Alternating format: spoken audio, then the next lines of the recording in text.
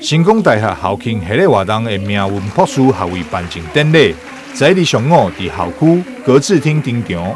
成大这次要颁证的对象，就是带领台达电营收稳定成长，市价成长3倍，品牌价值也将年提升到2020年3.31亿美金的台达电 CEO 郑平，要将命运降下朴树的学位颁证给伊。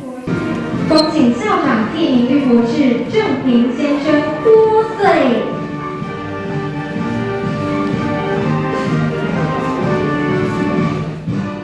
2010年担任台达电子的第一位品牌长以来，带领台达电子公司转型、重整3大事业群，让台达电子公司从工业品牌扩展至商业品牌。从它推动改革的过程，我们看到执行长重视以解决问题为出发点思考来解决方案。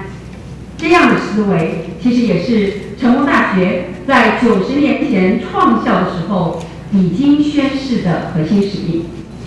这样的思维也让台达电子公司建立了自动化、智慧制造和节能领域提供系统整合以及解决方案的关键地位。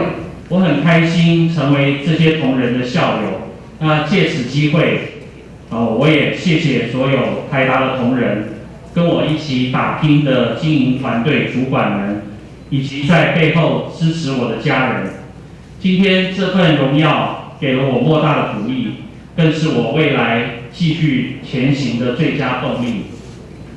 今年是台达50周年，刚好也是成大的90周年。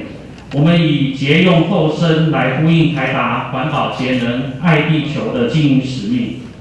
节用是指对能源的珍惜，也是台达一直以来致力提升能源效率的作为。